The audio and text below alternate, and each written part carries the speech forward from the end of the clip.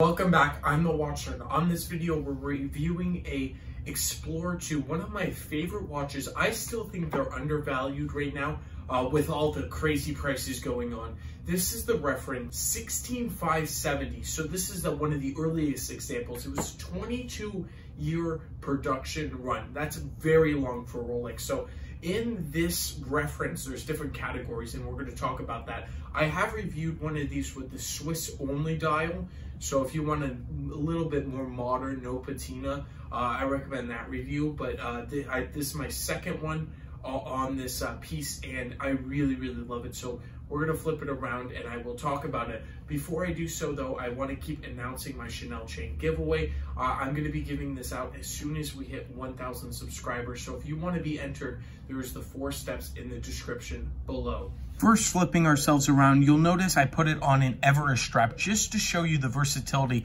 I think if you buy the bracelet, you can wear it on the bracelet, absolutely. But this shows you that there's so many layers. You can put this on a leather strap. I personally don't like that look, but rubber is absolutely gorgeous with this piece. You can do almost any combination with it, especially with the white dial. It is absolutely beautiful. I prefer the white dial, and I know a lot of collectors do prefer the white dial, but I really love this piece here.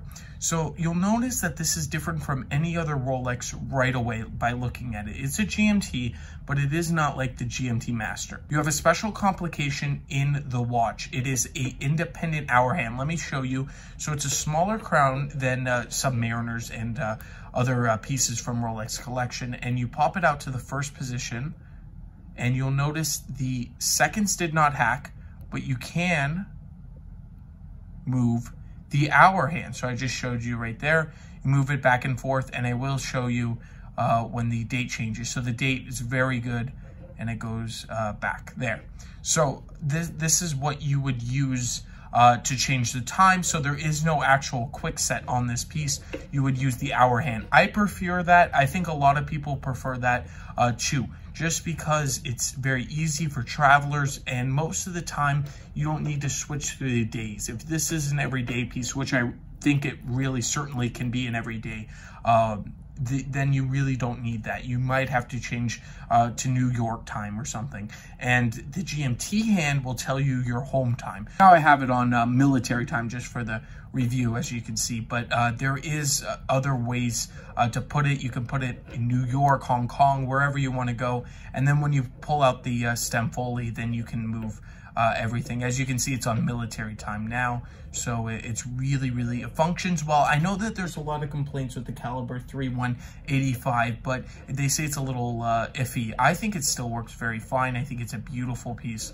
The movement, I should say, I haven't had any issues with it, but I know that there are some people that do. And screwing down the crown, it's a nice screwing feeling. It is, as you can see right here. Only 100 meters on this piece, but I don't think you need to go diving with it anyway, but that's what they put on it. And as you can see, I will pull you in closer. Why I really love the vintage model so much is that it's tritium.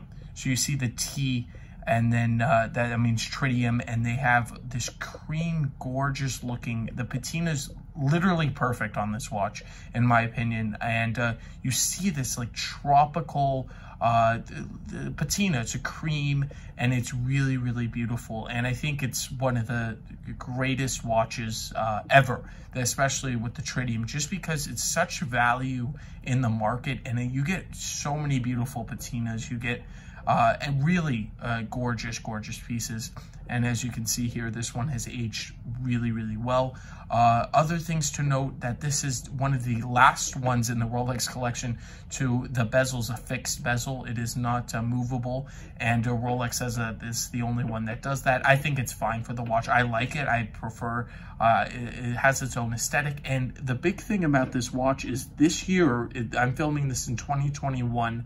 It's almost February now, but it is the 50th year of the Explorer 2. This is not the original. There was a one before with the orange GMT hand, and it is absolutely a beautiful piece. No matter what you're getting this piece for, you can wear this with dinner parties with on the bracelet or leather, and then you can go out swimming with it. It's actually for deep cave exploring. That's really what it is, the Explorer 2. And the white dial was only on Milgauss and Daytona. Those are the only other 2 sport models that this is on. So it is absolutely a really, really fantastic piece. I like the drill luggles because this is an older piece. As I said, it was 22 years, so it ran from 89 to 2011. So that's a very, very long time for this reference. So ensuring that there's a lot of differences going forward. They moved from Tritium to Luminova, which is the Swiss-only dial, which I did review in my last review. So if you want to see the Luminova, which still works, you can go and check that one out. But this one is, of course, Tritium, and then they went to Super Luminova the year after. So only 1 year with Luminova. And I like the Tritium just because of the aesthetic, what had happened to this dial. It's really, really beautiful. All these, the hour markers, it's a gorgeous piece. Other things to note, I'm going to finish up with the specifications. It is 40 millimeters across.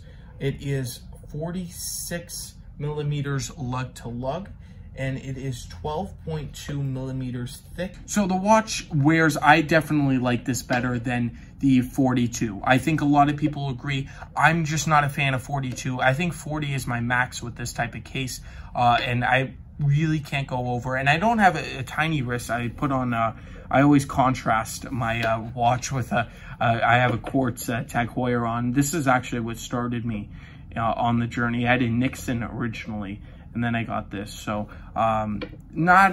looking back on it now, it wasn't the best purchase, but I got it for a very, very good price. So no complaints there. But back to this on the review. So it's just a beautiful piece. Any light you put this in is just, it's amazing. And the white dial is probably one of the most versatile and gorgeous dials you can get. So that's my opinion on it. I know I would love to hear actually yours on this piece, because I know that there's lots of opinions. Different people have their opinions on it. Some say they want the no patina and everything about it, but I really, really do love the patina, and each one turns into its own watch. If you enjoyed this review, I would love to hear it down in the comments below. And if you want the Chanel chain giveaway, there is the 4 steps below in the description. I want to thank you all for watching. I hope you had a fantastic day, and I will catch you in the next one.